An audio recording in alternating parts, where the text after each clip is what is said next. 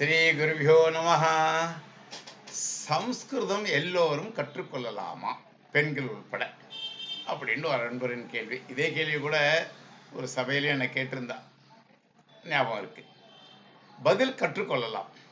இன்னும் சொல்ல போனா, ஒரு காலத்துல இது அனைவரின் மொழியாகவும் இருந்துள்ளது. ஆமா, பல்வேறு ஜாதிகளை சேர்ந்தவங்க சம்ஸ்கிருத அறிஞர்களாகவும் சம்ஸ்கிருத பண்டிதர்களாகவும் இருந்திருக்காங்க. இதுக்கு வரலாற்று சான்றுகள் நிறைய உண்டு இருக்கன. எல்லோரும் கற்றுக்கொள்ளலாம், பெண்கள் உட்பட. இந்த சந்தர்ப்பத்தில் இன்னொரு விஷயத்தையும் கவனிக்கலாம் நினைக்கிறேன். அது என்னதுன்னா, சம்ஸ்கிருதம் கடினம் என்று ஒரு அபிப்பிராயம் இருக்கு. அதற்கு காரணம் என்ன என்றால், தற்காலத்தில் சம்ஸ்கிருதம் கற்பிக்கும் முறைதான் காரணம் நினைக்கிறேன். ஏன்னா இப்ப பொதுவாக சம்ஸ்கிருதம் எப்படி கற்றுத்தரப்படுகின்றது? இலக்கணத்துக்கு பேஸா முக்கியமா கொடுத்து அதுல இருந்து ஆரம்பிக்கிறோம். அங்கதான் பிரச்சனையே வருது. இப்போ உதாரணத்துக்கு நம்மளே தமிழ் பேசுறோம்னு வச்சுக்கோங்களேன்.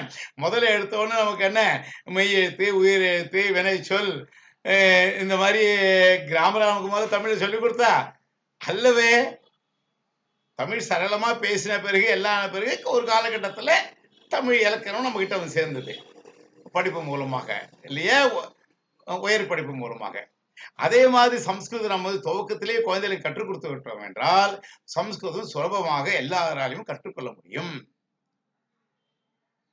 சம்ஸ்கிருதம் கற்றுக்கொள்வதனால் நமது கலாச்சார பண்பு பதிவு நம்மிடையே அதிகமாகும். ஏனெனில் சம்ஸ்கிருதம் நம்ம நாட்டினுடைய பொக்கிஷம். நம்மளுடைய அரும் பெரும் கலாச்சாரம் இருக்கு இல்லையா, ட்ரெடிஷன், அதற்கு ஆதாரம் பேஸ் என்னவெனில் சம்ஸ்கிருதம் தான்.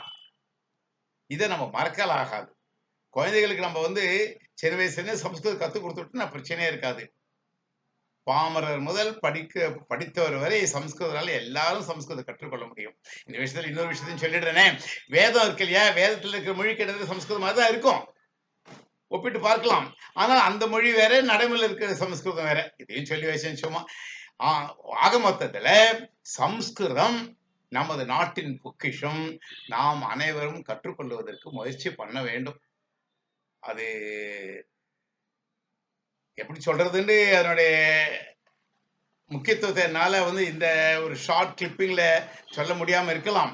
ஆனால் ஒன்று மாத்திரம் சொல்லுகின்றேன். நமது குழந்தைகளுக்கு நாம் பிரெஞ்சு மொழி அல்லது ஜெர்மன் மொழி அதுல எல்லாம் கிளாஸ்ல சேர்த்து கத்து கொடுக்குறோம், ஸ்பெஷல் கிளாஸ்ல அனுப்புறோம். அதெல்லாம் தப்பா ரைட்டாங்கிற பிரச்சனைக்குள்ள நான் போகல. ஆனால் சம்ஸ்கிருதத்தை கற்றுக் கொடுப்பதற்கு நாம் முயற்சி பண்ணுவோம். நமது குழந்தைகளுக்கு நாம் கத்துட்டோமோ இல்லையோ, குறைந்தது குழந்தைகளுக்கு கற்றுக் கொடுப்பதற்கு நாம் முயற்சி பண்ணுவோம். சம்ஸ்கிருதம் நமது பொக்கிஷம், நமது நாட்டின் சொத்து, நமது சொத்து. அது அனைவருக்கும் பொது. அது